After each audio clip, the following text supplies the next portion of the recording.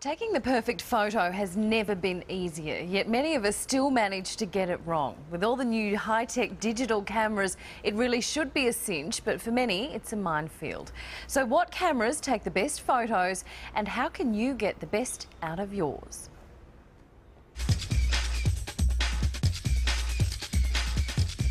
Super zoom, face recognition, HD video, wireless flash control, it's like talking another language. To make sense of it all, we turn to Alexandra Savides, digital camera editor for CNET Australia. She's just finished road testing hundreds of digital cameras and has come up with the top 5 buys. The Canon PowerShot A480 is one of our best budget picks. It comes in at about under $200. A lot of budget cameras usually sacrifice image quality for a cheap camera, but the Canon A480 is a really great compromise for the price. Voted the best mid-range buy at around $550, the Panasonic Lumix DMC ZR1. You've got HD video there, which also means if you are thinking about investing in a camcorder as well to record your family memories, you don't have to. A popular buy according to Barry Hamilton from Michael's Camera Store. When you want to zoom halfway across a football field, this little compact camera is going to do that for you, as opposed to the entry-level model. The Panasonic Lumix FT1 is one of the best waterproof cameras you can buy at the moment. It comes in at retail $649, and it's great because it's waterproof to 3 metres, it's shockproof from 1.5 metres, and it's got great image quality and HD video as well. Now this one here looks like, business when I'm picking this out. Yes. Tell me about this one. You're going to be photographing wildlife or a really action-type paced sport. These cameras will keep up with the pace, and they'll be able to take photograph after photograph and ready to go for the next shot. For those who take their photography more seriously and have a bigger budget, the Nikon D5000 was voted the consumer SLR. For around $1,500, you'll have complete control over your photos. At $1,400, the Olympus EP1 is the Rolls-Royce of cameras. It has everything the Nikon has, but is much more compact. This is ultimate wishlist technology. It's got HD video, excellent image quality, and it looks incredibly cool as well.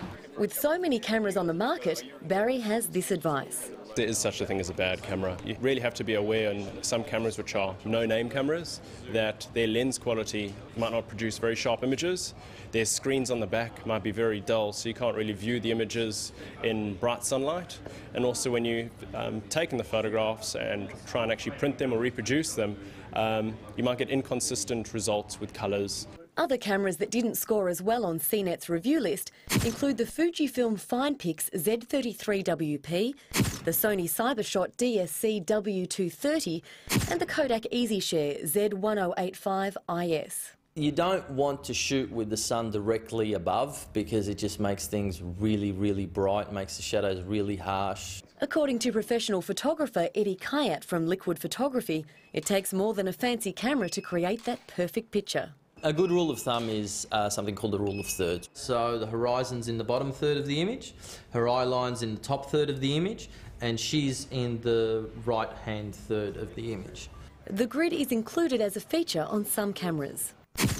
If you're planning on displaying your new photos in a digital photo frame, be warned. You have to be aware, much like with many computers, you can get viruses or accidents can happen where you can lose your data. So if you accidentally pull your memory card out of your digital frame and erase or corrupt your images, be aware that that's not the end of the world, and you can recover those images using a correct data recovery service. Most cameras these days have kind of plateaued around the 12 megapixel mark, but really megapixels doesn't mean that much. It's the lens quality that's most important. It really does pay to do your research before you buy. Georgia May with that story, and if you want any more information on any of those cameras, you can go to our website. Still to come, dying to be